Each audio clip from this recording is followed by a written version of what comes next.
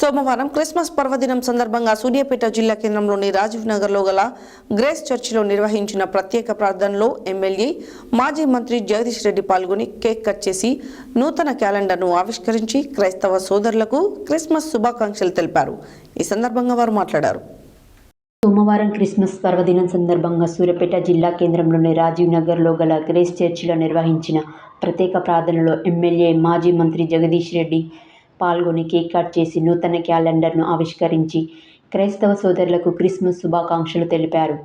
ఈ సందర్భంగా ఆయన మాట్లాడుతూ సమస్త మానవాళి పట్ల ప్రేమ, నిస్సహాయాల పట్ల జాలి, అవధులు లేని త్యాగం, సడలిని ఓర్పు, శత్రువుల పట్ల కూడా క్షమాగుణం కలిగి ఉన్న కరుణామయుడు యేసుక్రీస్తన్నారు.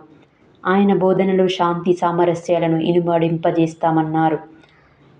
సర్వమతాల సమ్మేళనానికి తెలంగాణ రాష్ట్రాన్ని ఆదర్శంగా తీర్చిదిద్దిన ఘనత బీఆర్ఎస్ అధినేత మాజీ ముఖ్యమంత్రి కేసీఆర్కి దక్కుతుందన్నారు. ఆయన ముందు చూపుతో 9.5 ఏళ్ల నిరంతర అభివృద్ధి పాలనతో శాంతి సామరస్యాలతో ఐక్యతను పెంపొందించారన్నారు. అన్ని కుల మతాల పండుగలకు ప్రశాంతత వాతావరణంలో కలిసికట్టుగా జరుపుకోవడమే అందుకు నిదర్శనమన్నారు.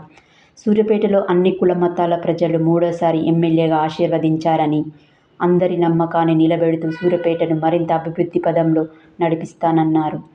ఈ వేడుకల్లో రాజ్యసభ సభ్యులు బడుగుల లింగయ్య యాదవ్, బీఆర్ఎస్ రాష్ట్ర బీఆర్ఎస్ కార్యదర్శి వై వెంకటేశ్వర్లు, జిల్లా గ్రంథాలయ సంస్థ chairman Nimmala Srinivas Goud, municipal vice chairman Putta Kishore, BRS పట్టణ అధ్యక్ష కార్యదర్శులు సవరాల సత్యనారాయణ, బూరబాల సైదులు, నాయకులు అనుములపురి రవిబాబు, ఉప్పల ఆనంద్, పూర్ణ శశికాంత్, మద్ది శ్రీనివాస్ యాదవ్, రమా కిరణ్, గూడపునేని కిరణ్ తదితరులు పాల్గొన్నారు.